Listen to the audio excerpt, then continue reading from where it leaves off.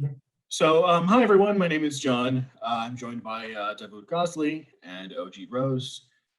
I'll start out this week by saying a few words about the essay. This week we read essay 3 in Hayden White's collection of essays called Tropics of Discourse, Essays in Cultural Criticism. And it was called Historical Text as Literary Artifact.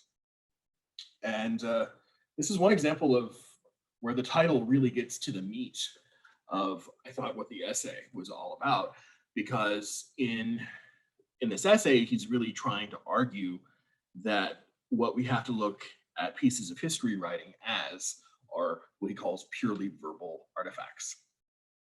And that these pieces of history writing are always, he's critiquing this sort of popular, naive, vulgar view of history that I think a lot of people have, where history is just telling the facts as they are, right? And he says at the beginning on page 82 at the end of the first paragraph that these narratives of history are as much invented as they are found. So there's kind of Paley's watchmaker thing, walking across the shore and you look down and you see a watch, and is it found? Was it made? Is it natural? I mean, what is its status? Histories are as much invented as they are found, and the forms of which have more in common with their counterparts in literature than they have with those in the sciences, which is interesting that he draws that distinction, because in earlier essays, he's tried to sort of deconstruct that distinction a little bit. But the whole purpose of the essay, I think, is to sort of ground history and history telling in the genres that we more associate with Western literature. And I think that's a good starting off point. We can go into more detail later. Who wants to go next? Thank you, John. It's once again, it's really great to be here with you, John and OG Rose. Let me reformulate that, maybe say in a different way. Because even if we agree with Hayden White, we still have a question about reconciling these two aspects of historical writing, historical scholarship, historical accounts. How should we reconcile the fact that a historical account includes at the same time construction and an attention to evidence? How are those two things fitting together? So how should we, in our mind, in our understanding of history as a discipline, history as an activity, combine the fact that history is constructed, historical account is constructed, and it is based on evidence, facts, observations, things that we can verify. So this is, I think, a difficult question. Even if we agree that those two aspects are there, it still remains for us to see how these two things are entangled, because it is, as one of the people that are discussed and cited in this chapter is Northrop Frye and his Anatomy of Criticism. And people like Frye, they distinguish fiction and history. So we are good at these distinctions, making distinctions and then keeping things separate, keeping categories of writing, categories of scholarship separate from each other. It is, I think, difficult, and maybe you two might disagree with this. It is difficult for us to, once we have made distinctions, then see how things are synthesized together and how things are emerging as a combination of these categories that we have distinguished. I can say more. Let me just ask one question. Sure. And then you can move on. Davood, what do you think the average person, the person maybe who hasn't read this essay, would say? What is the problem with history being a combination of these two things? What's wrong with it having this sort of fictive element and this sort of raw history, data, facts, names, dates, places element? Why might we find that suspect? I think what we want to avoid is the two extremes. We want to avoid the extreme factual position that history is just objective reporting, objective facts that anybody can agree with if they just see it right. We want to avoid that extreme. On the other hand, we want to avoid the other extreme of pure construction, that history is just manufactured statements of historians. And the challenge is to find that middle position of between those two extremes. And those two extremes, I think, dismiss the one extreme based on objective reports. They dismiss disagreement, and any lack of consensus has to lead to fighting and arguing. And the other extreme dismisses the relationship between history and reality. I think that's the problem, finding that middle ground and avoiding those extremes. I don't know if that responded to your question, but yeah, I'll come back and I'll say something about that. Okay, Oji Rose, please. Well, again, gentlemen, it's always a pleasure. And, it's so nice to read a book. There were all these phrases. I wrote down a bunch of notes from it. He has that part where he says, the more we know about the past, the more difficult it is to generalize about it. I love that line. This great line on 89 where he said, like literature, history progresses by the production of classics.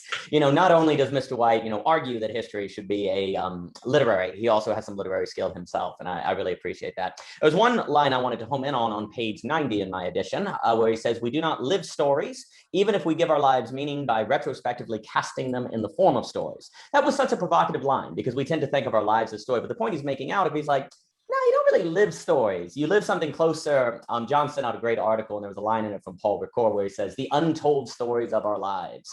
I love that phrase because, you wake up, you have breakfast, you cut the grass, you walk, and there's like your day consists of hundreds, if not thousands of points of facticity that you never talk about. And that would be a really bad story. But when someone asks you, like we said, I think last time, what did you do today? Then you give it a story, which then creates the impression that you lived a story when really you're always just retrospectively casting it as a story, which I think is quite important because if in fact we can't even get a true, this is something I just keep going back to, like a true full account, what I'll call a full account of our day, we shouldn't be so surprised that we can't give a full account of history. And the question that I kept coming back to as I read this, and I'd be curious what you gentlemen think of it. The moment you acknowledge that interpretation plays a role, which one must if they say history as a literary event, does it inherently become interdisciplinary?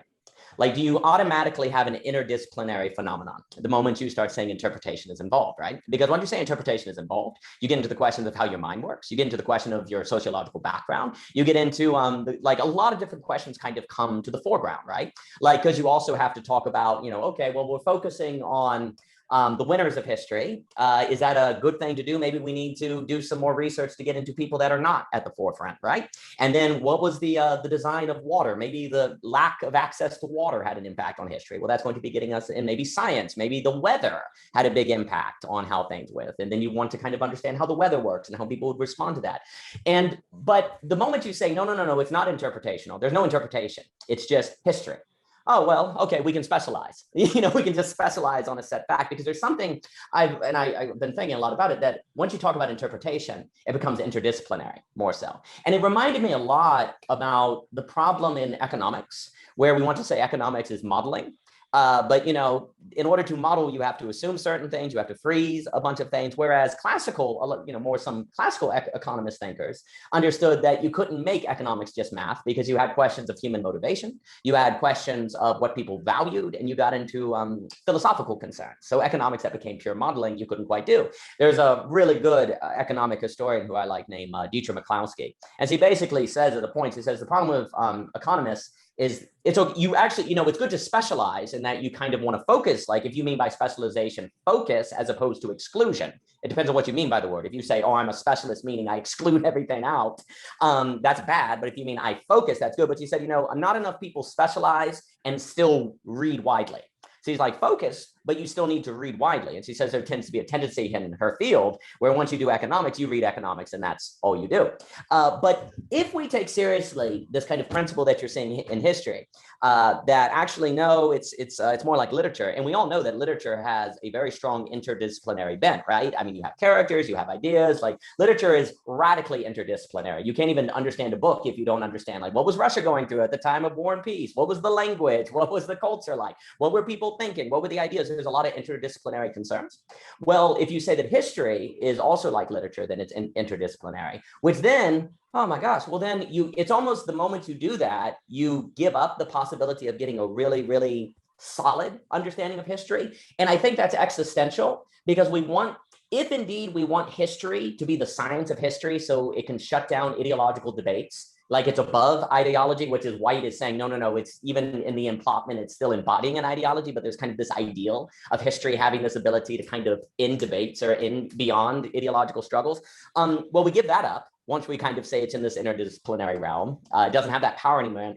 Also, too, once we introduce that complexity, we're foregoing the power it will have to help us know our origin, to help us know where we come from, to help us know who we actually are. And it seems like we don't want to give that up. And that may be part of what's contributing to a refusal to see history in literary terms. So I was thinking a lot about interdisciplinary as in the indivisibility of interpretation from an interdisciplinary approach. I'll go back to what Davood said a few minutes ago, trying to weigh out these two. I didn't really read the essay as trying to weigh the two at all. I thought it was more of a realization, like calling us to realize that history is more than just that one bit, more than just that one piece of the scale, which is the raw facts part. That other part of the scale, it's not so much about balancing, just the fact that it exists in the first place, because so many people, even professional historians, don't want to admit that there's any sort of fictive, to use, I guess, Northrop Frye's word and his own word, element to what they're doing at all. Yeah, I didn't get the balance so much. It's just that he really wants to emphasize that part because so many people, I think, are just too oblivious to it. But also it's interesting that we are so oblivious to it. When you took the first time you ever asked to write a major history essay, I don't know when that was, but just imagine it. Didn't you say to yourself, oh my God, there's 1,000 things I could mention. How am I going to tell this story? That's kind of in a question what he's talking about. Mm-hmm. There's questions of inclusion, questions of what you're going to exclude. And he talks about, let's see, he talks about R.G. Collingwood's notion of constructive imagination. The constructive imagination is aided by our emphasis or de-emphasis on motific repetition, characterization, variation, what we leave in, what we leave out, sort of the shape of the story we tell. It's that constructive imagination. Those muscles take some flexing in order to come naturally. And writing a paper, even over something you're familiar with, you could get up and maybe talk about talking about something is not the same thing as writing it down and telling a story and trying to make it cohere in a certain way. Yeah, I think that's what I would say. Yeah, that's great. Actually, Hayden White, I think, has a little passage in this chapter on writing, and he talks about when let's say teacher historian is trying to tell a student how to write. Yes, the teacher that's what always, made me think of it. Right. The teacher always ends up feeling like there are certain things frustrated. I can't really tell you because there's a personal element of it that you have to figure out for yourself, and maybe it is even somewhat ineffable, which I think connects well to that idea of interdisciplinarity, or maybe even being undisciplined. You have to, and by undisciplined, I mean there are certain parts of the work, certain parts of writing a piece of history that don't come from within that historical system, that discipline of doing historical scholarship. There's always things that you need that have to come from the wild outside, that undisciplined outside, and to do the work. That your wild side, or whatever human wildness you have, has to be captured by this discipline of historical studies. I also, maybe I could but consider this. You mentioned, John, the word balance, and this might need to be replaced with something else, something that doesn't suggest balancing physical metaphor. Maybe we could also use a maybe chemical metaphor. We don't want to say that we are balancing fact-based history with interpretive history. We might also say that these two are contaminating each other, that there's an issue of contamination. Like we can't have a pure fact-based account, and we can't have pure interpretation, which is like pure application of interpretive methods without anything that they are being applied to. So these two they're always inframe each other or contaminate each other. Another example that I had in mind was looking at the skies and looking at the clouds. And sometimes we see faces in the clouds. And that seeing faces or seeing houses in the clouds, it's an instance of projection. It's an instance of, right. We see things that aren't there. We detect things that aren't there. This is an application of our ability to detect patterns. But we can't say that when we are looking at a person's face, we are also just detecting something that is not there. In the case of a person's face, we are both applying our cognitive capacities and we are detecting something that is actually there. I think people who fall on the side of too much interpretation, that it's all construction or it's all interpretation, they are focusing on cases that are akin to looking at the cloud and seeing faces in the clouds. Whereas you can also point to instances where a person is looking at faces, but because of a damage to a region of the brain that is responsible for or necessary for detecting faces, they can't report seeing faces. So then there's always that question. Sometimes the clouds actually do look like a face. Right. But the more important question would be, was the face made for me to see it? Mm-hmm. Mm-hmm. Was there an intentionality behind the cloud? Did someone put it there? Right. Or is this just happen to be some passing figure that I'm recognizing as something that's familiar to me? Mm-hmm. Mm-hmm. Mm-hmm. Oh yeah, and if also too, like if you thought that face in the clouds was your mother smiling upon you and she passed away and someone comes along, she's like, no, that wasn't your mother smile upon you, it's existential, right? And you're really upset about it because you're like married to a certain interpretation. So the idea that you want an intention, you want a certain design in order to confirm yourself or to confirm what you took in, you can kind of get married there. And the more and more you start saying that there is a interpretational element to history, the more and more then people have to feel destabilized in whatever historical narrative that they are using to support themselves. And if we grant that Mr. White is correct from the previous essays, and I think I love the part where he has the letters, he makes this order of letters that repeats, and he says, okay, even if you have 4 historians who are using the same set of facts in the same order, the fact that they stress the letter A versus the letter B versus level C, that's going to change the effect of the historical narrative. I thought that was a really good part where he shows the capital letters, same sequence and everything. So, once you kind of accept that there's an interpretational dimension, well, that's when then you have all the other interdisciplinary concerns that come in, which then widen the scope of things that you have to understand. Like Mr. Wright will talk about Freud and some of his like all psychoanalysis and all these different things. And the more things you have to know to keep a hold on that view you had of your mother smiling at you in the clowns, or it starts to fade away and you start to doubt it, and you want to be like, no, I can know history. I can I can have a hard grasp on that, grasp on my view, and I don't want to give that up. Because the other thing, he had that part on 97 where he says something, but the effects to distinguish between good and bad interpretations of historical events such as the revolution is not as easy as it might first appear.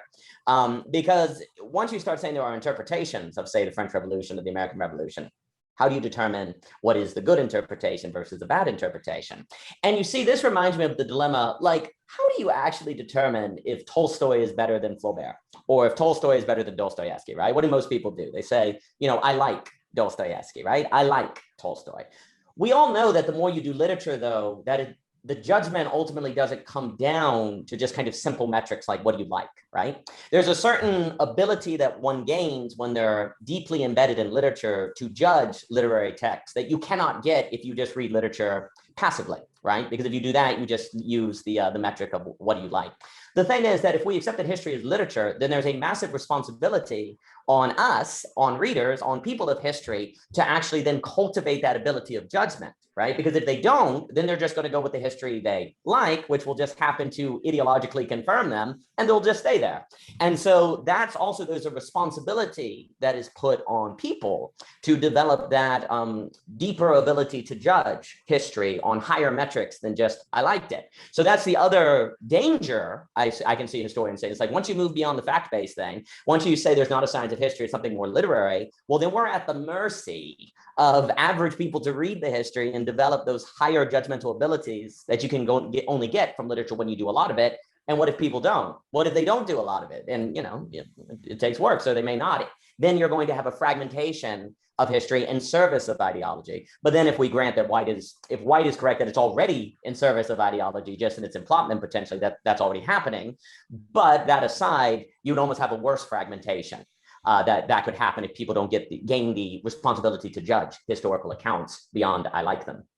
White talked about, I forget which essay it was in, it might have even been in the introduction, where he sort of historicizes, I think it might have been the first essay, where he historicizes this idea of historians themselves being very protective of their own field, because in the 19th century, you have historiographers like Michelet and Jakob Burckhardt and others who try to treat the writing of history like it was a scientific enterprise, and who largely convinced many of their colleagues in and outside of history. And now that we get to the 20th century and those assumptions of being, you know, a hard or nearly hard history are being radically challenged, they are now sort of treating history as, you know, their own little church with its magisterium, and you cannot question the magisterium. And, you know, it's like, well, yeah, you can. It's just like any other, you know, it's basically a humanity, and which is, again, to draw sort of a facile distinction between humanities and sciences. But yeah, I think that's why a lot of where he draws a lot of ire from other historians and other critics too, where he's just saying it's got this big interpretive element and we have to reconcile ourselves with it. I wanted to start out with going back to, so he introduced in the last essay this idea of implantment, and he continues it in this essay. Implantment is what we do with those raw facts of history, the sort of, it's that faculty of constructive imagination, drawing from Collingwood again. It's what our mind uniquely adds to the story. It's what makes a narrative, either in his sort of fourfold construction, which he goes into in meta history of what irony, comedy, drama, or satire. And with implantment, he says that really, implantment's really interesting in this essay, because he says that it's really only with implantment that you can have explanations. Because historical facts and events by themselves have no intrinsically comic, dramatic, ironic, satirical meaning. He does make an interesting point that, you know, it would be perhaps a bit crude to think of JFK's assassination as comic, but I mean, that's a one, you know, odd point. His point is that given a set of facts about a story you want to tell, there remains this structure, this plot that you have to cast it in, sort of like a die. And that before you cast that die, you have no explanatory power. The facts are just sort of floating in the air, unconnected. And it is in the mind of the historian that, and how they cast those facts, again, through emphasis or de-emphasis, motific repetition, characterization, and variation, that we implot, and therefore draw or come to have explanations of events. And then this I thought was really interesting, because what it really means is that more than just implantment being more than a fundamental part of storytelling or any sort of narratological act, implantment is inherently cognitive. When you implot something, you are also constructing a way to understand it. And I thought a psychologist would really have a lot of fun with that. That's great. Mr. Psychologist. Yeah, thank you. Great segue. You're getting better at providing segues for each other. It's really useful to think about the raw data and then imposing or detecting implantments, different ways of plotting, finding narrative structures in the raw facts, relatively raw facts. the problem is that it doesn't happen like that. The stages of first we see some unrelated to each other set of facts, and then we impose some narrative structure and emplotments. The problem is that usually we have this knee-jerk reaction. We already have implotted things, like how O.G. Rose said, we already have this reaction of liking or disliking Tolstoy. We already have categorized a historical event as tragic or as satirical. The challenge is to recognize the cognitive element, as you said, John, the cognitive interpretive element, and then try to separate that cognitive element from the relatively independent, non-cognitive sides of the account, and be able to maybe provide or see the possibility of re-emplotment, to emplot the same set of facts in a different way, going from maybe a satirical account to a tragic account. And this is where Hayden White's own link or metaphor of psychotherapy is relevant. He sees that something like this should happen in a psychotherapeutic relationship between a therapist and a person who has a very rigid emplotment of their own personal history. Maybe they have really bought into some kind of Oedipal complex narrative, and the therapist, or some other form of narrative that has convinced them that my suffering or my unhappiness is causally determined by these family dynamic issues. So the therapist's task is to kind of loosen the relationship between that emplotment that the client or a patient has done and the raw facts, and provide the opportunity for seeing those raw facts with fresh eyes, with fresh perspective, and then maybe re-emplot them in a different way.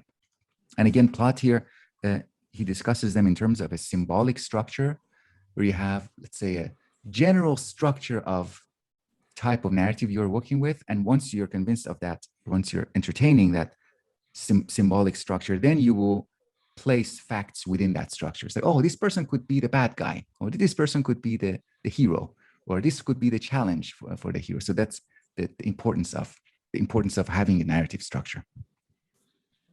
Danny. No, he had that great part where he said, the problem, he's talking when you have a patient who's have a trauma or something. The problem is to get the patient to re-emplot his whole life history in such a way as to change the meaning of those events for him and their significance for the economy of the whole set of events that make up his life. I think that's so lovely, and because that exactly is healing. But then to go back, there's something about once history is interpretationable, that's not a word, but give it, I'm going to let that go.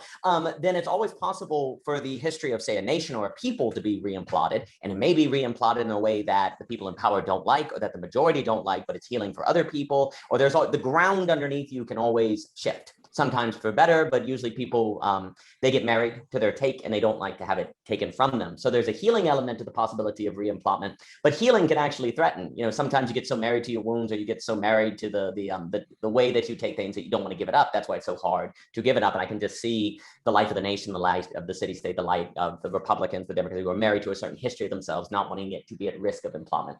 I like what you were saying on explain. It made me think of the difference. I've been thinking a lot about the difference between explanation and address, and how just because you have an explanation, if your son explains to you why the squash is all missing from the garden, that doesn't address the fact that he didn't water the garden like you told him to. He gives you an explanation why it's not all there. It's you go out and you don't see it on the vine. It's yeah, but you haven't addressed the fact that it's not there because you didn't do what you're supposed to do. So likewise, when you create an explanation, you're taking a set of random facts and you're putting them together. But the same act could be where you put facts together to address something you want them to address, or to address yourself, or to address some problem, right? So like, for example, you may want to put together the facts that make up I keep using the French Revolution, I guess a lot of people do. You can put together the facts of the French Revolution to explain itself to itself, or you can put the facts together to address a concern you have about the formation of government today. And it made me think too, how we always, in philosophy, there's always the dilemma of the thing in itself, Kant, how can you ever know the thing in itself? It's almost like we like to believe that we can explain a historic event to explain the historic event to itself, and then we can access it. Well, we should have known that we can't access the thing in itself. But there seems to be this sort of effort where we think if we explain the historical event correctly, we'll have a thing in of itself. The historical event will be explained to itself and we can access it. But as we know, we can't do that. But it's interesting. I kind of have been associating to explain history, the historic event being explained to itself, is what we're telling ourselves what we're doing it. We're having it explain itself to itself when we know from philosophy we can't access the thing in of itself. And yet we are kind of, it's almost like I was just thinking how we kind of make an exception here, but there might be some existential reasons, nationalistic reasons, political reasons we do that because we want history to just support us and whatever we want to support it. And we don't want it to be vulnerable to re-emplotments that would take the ground out from underneath our feet. And then when you make a copy of that thing and mistake it for the real thing, and then you make a copy of that copy and mistake it for the real thing, then you're like Plato's copy of a copy of a copy of a copy. And then you're way down in the cave and you're never going to get out, right? I thought one more, I guess the ultimate place of where he's trying to go with the essay, which he hints at in the title, is, I'll just read something, it's somewhere in the last paragraph at the bottom of 85. How a given historical situation is to be configured depends on the historian's subtlety in matching up a specific plot structure with a set of historical events that he wishes to endow with a meaning of a particular kind. That endowing with a meaning of a particular kind goes back to emplotment.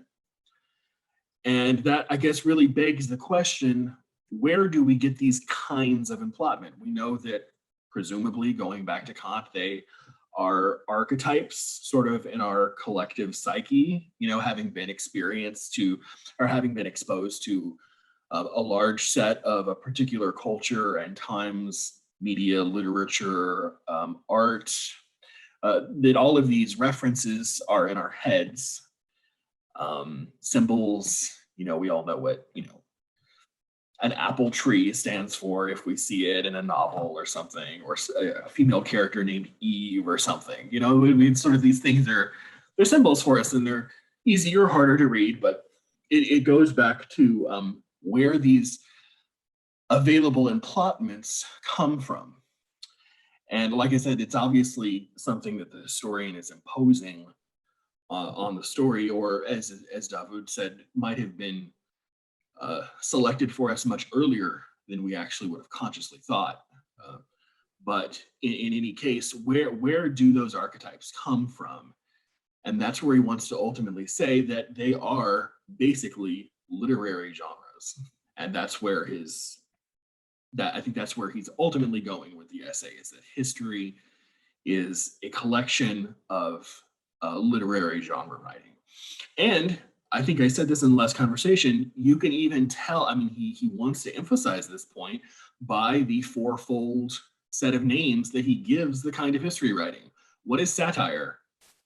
Well, it's a Greco-Roman form of writing that tended to make fun of the upper crust, but then sort of, you know, had a renaissance in the early modern period, right? What are comedies and dramas? They're also staged things that are more funny or more sad. What's irony? Well, that's not so much a literary form, but it's something often found in literary forms. So he gives them names that really emphasize the point that he's going back to literature, and that literary forms and genre are really all about what history and emplotment are, and what connect them. There's a passage here. Before I read it, I want to say that this reminded me of a short story by Borges, Jorge Luis Borges, in which he writes about Averroes, or Ibn Rushd, the Muslim commentator on Aristotle. In that Borges short story, he talks about, he imagines Averroes trying to understand what Aristotle means by drama, because he, in his own culture, they apparently didn't have these categories of tragedy, comedy, because they didn't have the theatrical representation of it, which would later become literary forms. So there are certain things in Aristotle that he wouldn't be able to grasp, and he's trying to imaginatively grasp, make relations between his own lived experience and those categories that Aristotle is talking about. So these are resources, I would agree that these are cultural resources, literary resources that we have, and then we can use to make sense of facts of history. So this is the passage from page 85. All the historian needs to do to transform a tragic into a comic situation is to shift his point of view or change the scope of his perceptions. We only think of situations as tragic or comic because these concepts are part of our generally cultural and specifically literary heritage. So there's, on the one hand, there's a desire to endow a kind of meaning, tragic meaning. Maybe you want to motivate some kind of rebellious act in the workers. There's a desire to do something with a historical account. And then there's also using resources that are available in our cultural heritages.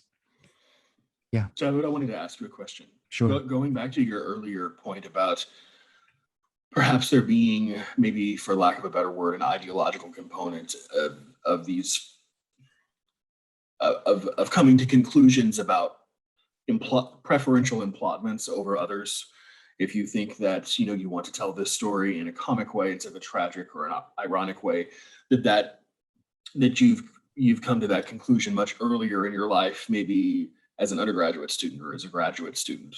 And it's only now that you're 50 years old and you're finally writing this book on this subject, but you didn't really make that conscious choice. You're the interpretation and reading that you've been doing around that historical event for the past 30 years sort of informed that choice for you. It's still the case, would you agree, that the choices of implotment that you have nevertheless reside in literary forms and genres? Yes. Okay. Yes, I would agree. Okay.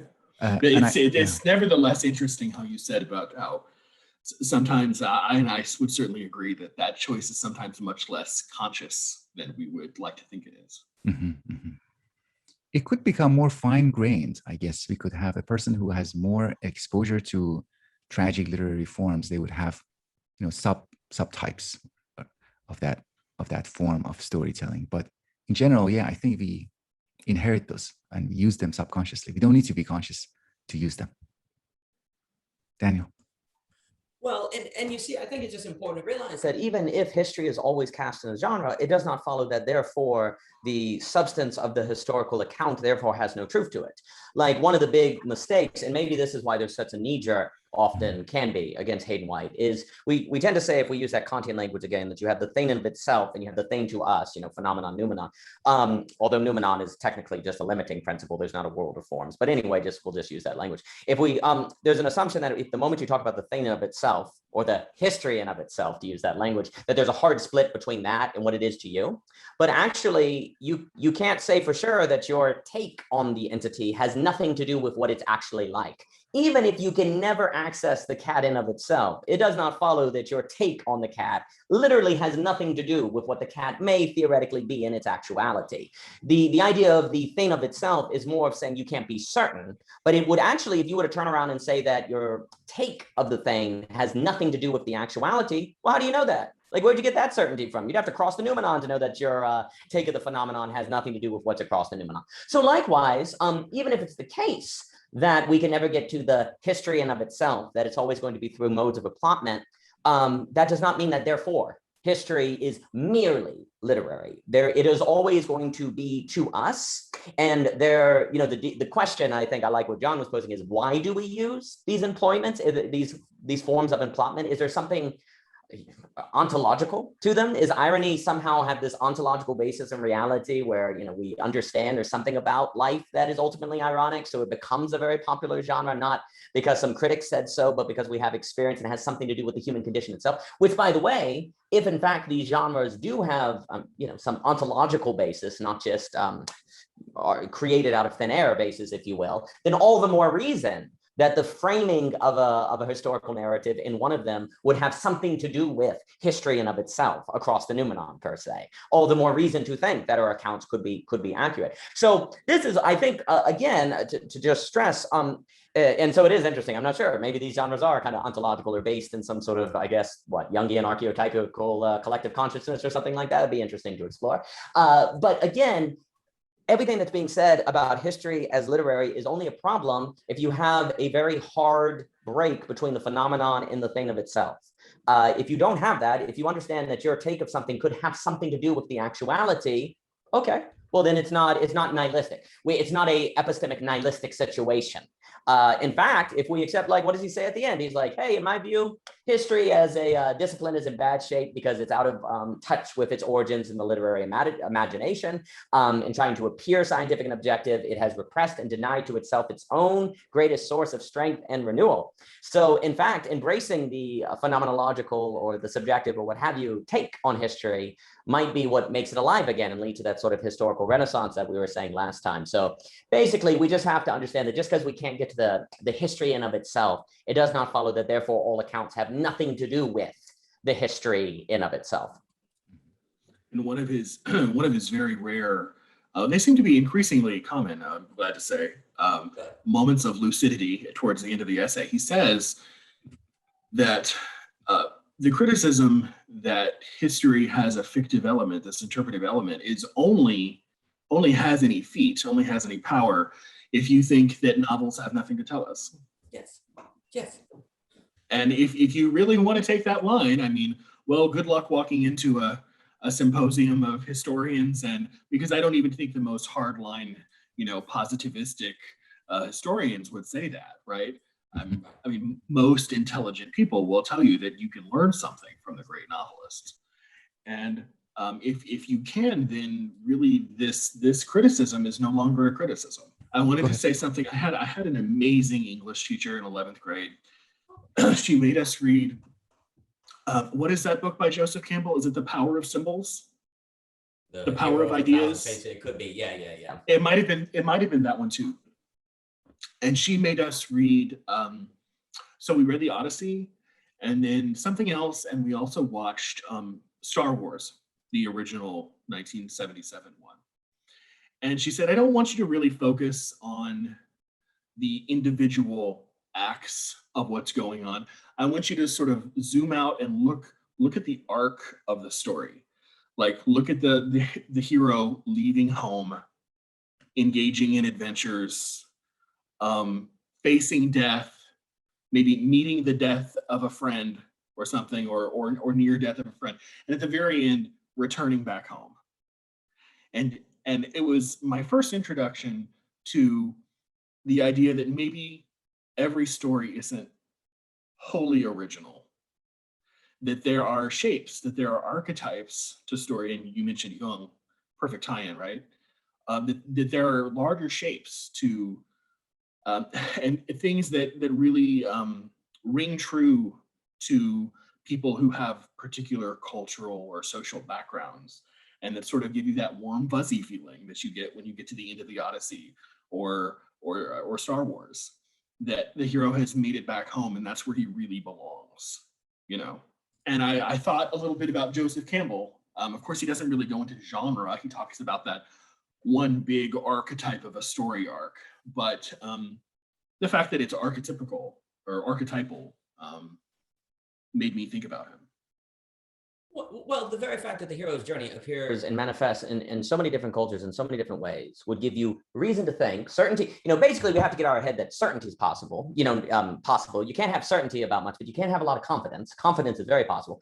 The fact that the hero's journey shows up so much would give one reason to think that there is something, I'm going to just say, ontological about the hero's journey, that there's something deeper, there's something about the nature of life itself that somehow reflects the hero's journey. So therefore, if you tell a historical account, if you see reason to tell a historical account in terms of the hero's journey, the fact that you use the hero's journey, say, oh, it's literary, therefore it's no good. No.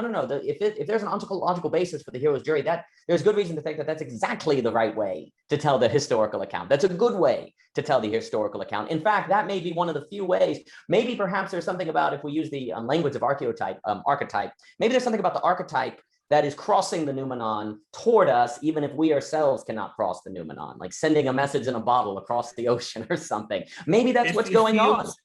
It feels sometimes when you read one of these stories that really matches Campbell's sort of model, that it feels realer than real.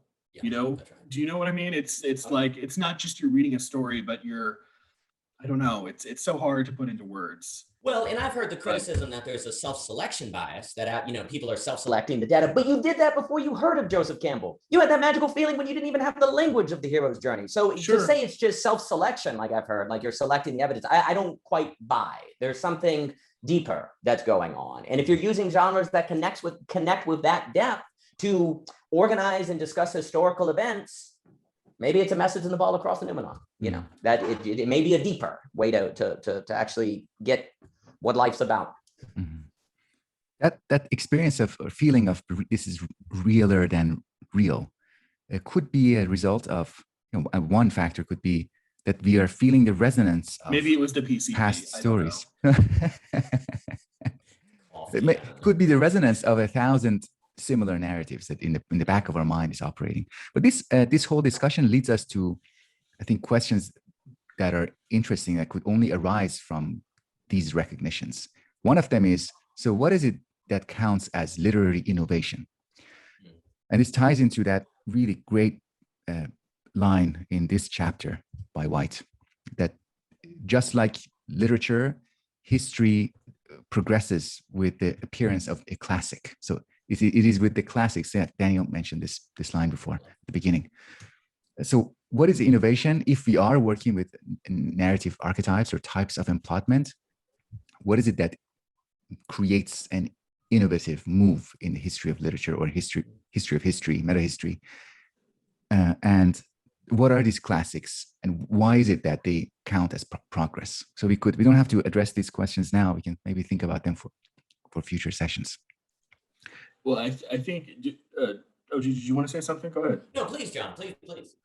Well, he says something in here about history and the novel or classic, I forget which word he uses, that they progress work by work, novel by novel, book of history by book of history. And that one of the real differences between the hard sciences, quote unquote, and the humanities is that sometimes science progresses in radical ways.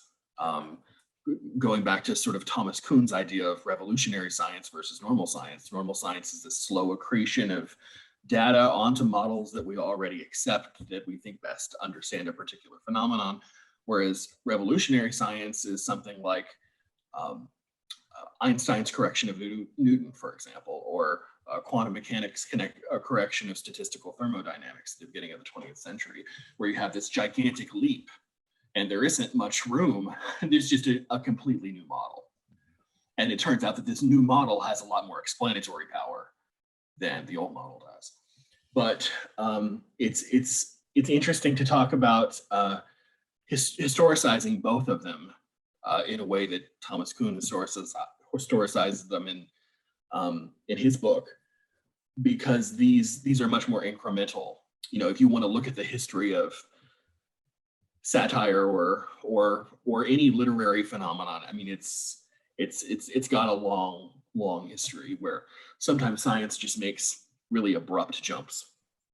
So you don't really have paradigm shifts in literature, because now my mind goes to something like Ulysses, the Wasteland, or, these different, the Reservoir, and it's almost like, well, even in Ulysses, right? I mean, James Joyce is employing, methods where he's trying to put in the episodes of the Odyssey. Is that really a paradigm shift, or is it just harking back and collecting together a lot of literary devices that have been used throughout literature? I think that's a very interesting point, John, because then it brings to the question that then maybe literary genres are more reliable, because if you don't have these massive paradigm shifts that breaks, you go through history, you don't see these hard breaks away from them, it's almost like they're more tested. It's almost like there's more reason to think they are reliable, and therefore it would be safer to use them as emplotments for history. Whereas if we try to say use, Newton to understand all, or Aristotle to go even back further, to understand all of science, that's really risky, precisely because we have a history of paradigm shifts. It's like, right now in theory, but now everyone's like, I don't know about this M theory, the string theory may not be good. And then, 10 years, people will be like, no, it's awesome. You have these fights.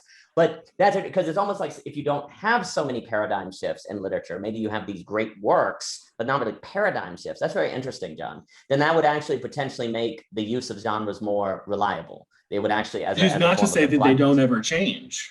Sure. Right, but they just change so slowly that over a generation or two, you hardly notice it, but over 500 years, it's probably noticeable.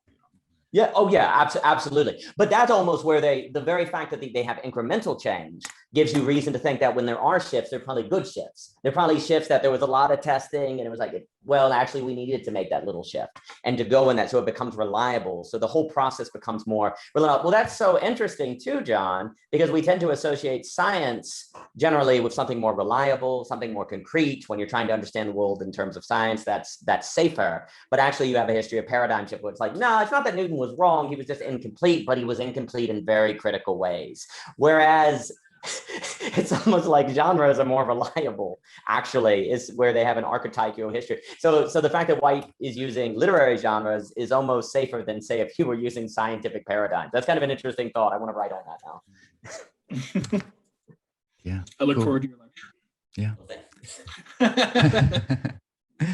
Well, sticky notes, I'll tell you. Shall we conclude our discussion for this episode? Any final words, thoughts? I think I'm good. Well, thank you again. And thanks to anybody who stayed with us this far. And See you in looking 2 forward weeks. to, see you in 2 weeks. Yeah, thank you, everyone. Thank you. Thank you all.